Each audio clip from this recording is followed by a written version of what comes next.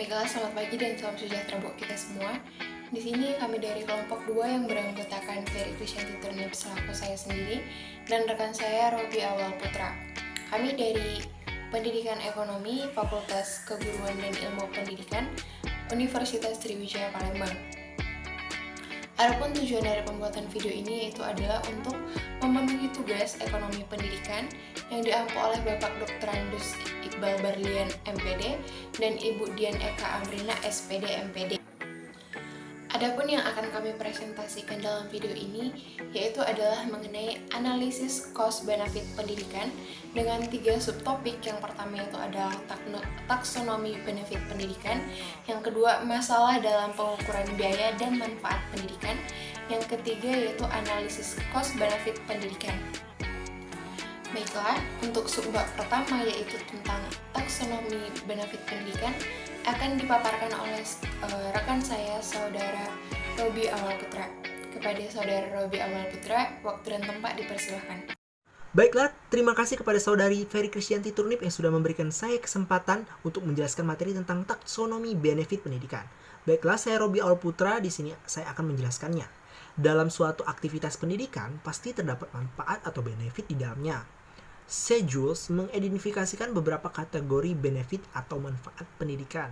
Nah, salah satu dari kategori manfaat itu adalah manfaat-manfaat ekonomis yang akan didapatkan dari pendidikan, yaitu menemukan bakat yang potensial, peningkatan kapabilitas seseorang sehingga dapat menyesuaikan dalam perubahan kesempatan kerja, penyiapan tenaga guru, dan penyediaan sumber daya manusia untuk mendukung pertumbuhan dan pembangunan ekonomi suatu negara atau suatu daerah. Selain itu, pendidikan juga bermanfaat untuk mempersiapkan manusia menjadi warga negara yang lebih baik, dapat mengapresiasi dan mengakui budaya lain secara luas, mengurangi ketergantungan kepada pasar berbagai jasa sebagai sumber pemasukan pajak penghasilan, serta memberi kesempatan kepada generasi yang akan datang untuk memiliki pendidikan yang lebih baik. Dan oleh karena itu, pendidikan juga bermanfaat untuk menjadikan masa depan lebih baik. Ada 3 taksonomi benefit atau manfaat pendidikan, yaitu yang pertama manfaat pendidikan antara konsumtif dan investasi. Benefit atau manfaat pendidikan bagi individu dapat diklasifikasikan kepada manfaat konsumtif dan investasi. Nah, yang pertama itu ada manfaat secara konsumtif. Suatu produk atau jasa itu dikategorikan bersifat konsumtif apabila ia menghasilkan kepuasan atau kegunaan dalam periode tertentu saja. Nah, pendidikan dikatakan memiliki manfaat secara konsumtif itu karena dengan pendidikan seseorang membelanjakan sesuatu yang bersifat konsumtif untuk pendidikannya. Bahkan seseorang anak yang dipaksa sekolah pun akan merasakan manfaat secara konsumtif ini. Yang kedua itu ada manfaat komponen investasi. Sesuatu produk atau jasa dikatakan bersifat investasi apabila ia menghasilkan kepuasan atau kegunaan untuk waktu yang akan datang. Kajian-kajian tentang manfaat pendidikan secara ekonomis banyak menekankan pada aspek investasi. Dan dari semua itu, peningkatan pendapatan adalah merupakan manfaat nyata dari pendidikan. Sekolah dan pelatihan akan meningkatkan produktivitas seseorang dan itu akan meningkatkan kesempatannya untuk memperoleh upah atau gaji yang lebih tinggi, dan dengan begitu, ia juga akan lebih berkontribusi dalam kehidupan sosial. Seseorang yang berpendidikan tinggi, khususnya dalam pendidikan umum, akan lebih fleksibel memperoleh pekerjaan baru, sehingga kemungkinan untuk menjadi pengangguran lebih kecil. Tetapi yang lebih penting bahwa pendidikan merupakan investasi di masa depan. Yang kedua, ada taksonomi manfaat pendidikan antara individu dan masyarakat. Selain manfaat dari aspek konsumsi dan investasi, manfaat pendidikan juga dapat diklasifikasikan ke dalam manfaat secara individual dan manfaat sosial. Manfaat secara individual adalah manfaat yang dapat dirasakan oleh seseorang karena pendidikannya. Sedangkan manfaat sosial adalah manfaat yang mungkin tidak dirasakan oleh seseorang karena pendidikannya, tetapi manfaatnya diserap oleh seluruh anggota masyarakat yang lain. Pada umumnya, seseorang yang berpendidikan lalu ia menjadi anggota masyarakat, maka manfaat yang bersifat individual akan termasuk ke dalam manfaat secara sosial. Nah, dengan begitu ya teman-teman, manfaat sosial berarti keseluruhan dari manfaat pendidikan secara individual dan manfaat lain yang mungkin tidak dirasakan secara individu. Taksonomi yang ketiga adalah manfaat lain pendidikan. Manfaat pendidikan lain juga dapat diklasifikasikan ke dalam sub. Yang pertama, pilihan secara finansial yang semakin terbuka bagi siswa, dan yang kedua, pilihan-pilihan non-finansial. Dengan pendidikan, seseorang memiliki peluang pilihan finansial yang semakin terbuka. Manfaat ini dapat dirasakan karena dengan menyelesaikan jenjang pendidikan tertentu, seseorang akan memiliki kesempatan terbuka untuk melanjutkan studi ke jenjang yang lebih tinggi. Yang berarti ia memiliki kesempatan menambah jumlah pengalaman atau pelatihan yang lebih baik. Manfaat kedua, terbukanya peluang-peluang non-finansial.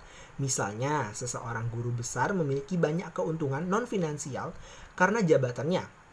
Melalui jabatan guru besar itu, seorang guru besar tidak hanya memiliki tingkat kebebasan dan fleksibilitas dalam bekerja, tetapi juga pertemuannya dengan mahasiswa setiap hari serta kesenangannya yang diperolehnya melalui kegiatan perkuliahan dan juga penelitian. Buktinya banyak orang yang memiliki kecakapan akademik sekaligus mampu bekerja di sektor industri. Nah, tetapi teman-teman lebih memilih menjadi dosen atau peneliti meskipun dengan gaji yang lebih rendah. Berikutnya masalah dalam pengukuran biaya dan manfaat pendidikan.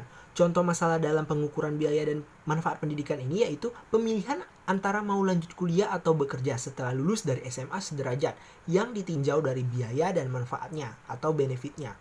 Ada kalanya begitu sulit untuk membuat keputusan setelah lulus SMA, mau lanjut kuliah atau bekerja. Kejadian ini sering terjadi di Indonesia, teman-teman, di mana lulusan SMA sederajat sering kebingungan dalam mengambil keputusan apakah harus kuliah dulu atau bekerja dulu. Bagi anak yang orang tuanya mampu, barangkali tidaklah sulit membuat keputusan ini. Mereka bisa melanjutkan kuliah dengan biaya dari orang tuanya. Tapi bagi anak yang dari keluarga orang kurang mampu dan masih punya keinginan untuk melanjutkan ke jenjang pendidikan yang lebih tinggi, tentu saja menjadi pilihan yang amat sulit. Alternatif bagi anak pendidikan seperti ini bisa saja tetap melanjutkan kuliah dan juga sambil bekerja. Dalam pengukuran biaya manfaat pendidikan, maka masalah ini bisa ditinjau dari sisi keuangan, pengalaman kerja, waktu luang, peluang profesi, dan jenjang karir yang tentu saja berkaitan dengan analisis biaya dan manfaat pendidikan. Masing-masing memiliki kelebihan dan kekurangan. Jika keuangan orang tua memungkinkan, tidak ada salahnya pilihan pertama diambil, yaitu langsung kuliah. Pilihan kuliah sambil bekerja merupakan pilihan yang umumnya untuk mereka yang ingin kuliah, tapi ada kendala keterbatasan dari dananya. Pilihan ini bisa diambil, tapi harus benar-benar dipersiapkan dan dipikirkan dengan matang. Persiapan bisa dimulai dari mencari perguruan tinggi yang membuka program kuliah untuk kelas karyawan, sehingga waktu bekerja dan kuliah tidak berbarengan. Persiapan secara fisik juga sangat penting karena diperlukan tenaga ekstra, di mana sepulang dari kantor atau tempat kerja harus ke kampus untuk berkuliah, apalagi jika ada tugas-tugas dari dosen yang harus dikerjakan di rumah. Hal ini dapat disimpulkan bahwa jika seseorang yang tidak bekerja karena melanjutkan pendidikan, maka kesempatan akan hilang untuk mendapatkan uang atau finansial. Kemudian sebaliknya pula, oleh karena itu, biaya yang dikeluarkan dan manfaat yang akan diperoleh dari penempuh pendidikan harus dipikirkan dengan sangat matang. Baiklah teman-teman, selanjutnya saya akan menjelaskan tentang analisis cost benefit pendidikan. Jadi analisis biaya dan manfaat pendidikan atau cost benefit analysis adalah teknis yang digunakan untuk mengevaluasi penggunaan sumber-sumber ekonomi agar dapat digunakan secara efisien. Cost benefit analysis merupakan alat bantu untuk membuat keputusan dengan mempertimbangkan sejauh mana sumber daya yang digunakan sebagai biaya dapat memberikan hasil-hasil yang diinginkan atau manfaat secara optimal. Digunakan manakala hal efisiensi secara akurat dan rasional menjadi pertimbangan utama. Dalam human capital, proses pengetahuan dan keterampilan dengan melalui pendidikan yang bukan merupakan suatu bentuk konsumsi semata-mata, tetapi suatu investasi.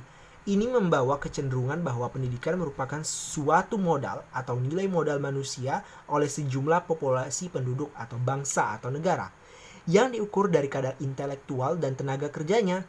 Hubungan antara cost dan benefit pendidikan dipandang sebagai salah satu bentuk investasi atau human investment.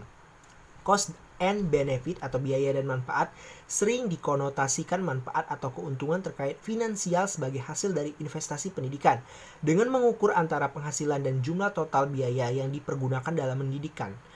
Nilai balik dari perencanaan pendidikan ini didasarkan pada pendekatan tingkat pengembalian. Mulyono dalam Darwis tahun 2013 itu menjelaskan bahwa analisis biaya dan manfaat pendidikan merupakan metodologi yang banyak digunakan dalam melakukan analisis investasi pendidikan.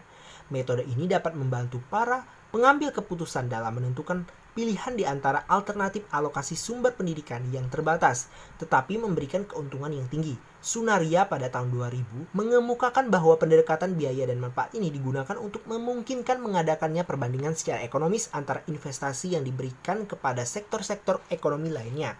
Tujuan utama pendekatan ini adalah untuk menjamin bahwa alokasi sumber-sumber daya antara sektor-sektor ekonomi yang berbeda disesuaikan dengan manfaat yang diharapkan. Pendekatan ini mempunyai beberapa kesulitan, yaitu tingkat maksimal keuntungan sosial yang diperoleh dari pendidikan dan universitas atau jenis pendidikan lainnya pada saat ini dan yang akan datang tidak selalu sama ya teman-teman.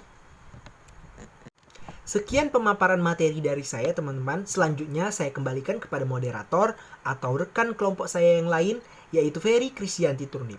Kepada saudari Ferry Krisyanti Turnip, saya persilakan untuk menjelaskan materi berikutnya. Baiklah, terima kasih atas paparan yang telah Saudara Robi sampaikan. Selanjutnya yaitu adalah mengenai analisis cost dan benefit pendidikan. Yang pertama yaitu adalah analisis biaya pendidikan atau analisis cost of education. Nah, dalam konsep biaya pendidikan ini sifatnya lebih kompleks daripada keuntungan. Nah, karena komponen dalam biaya ini terdiri dari lembaga jenis dan juga sifatnya. Nah, biaya pendidikan tidak hanya berbentuk uang ataupun rupiah, tetapi juga dalam bentuk biaya kesempatan atau opportunity cost. Nah, biaya kesempatan ini sering juga disebut sebagai income forgone, yaitu adalah potensi pendapatan bagi seorang siswa selama ia mengikuti pelajaran atau penyelesaian studi.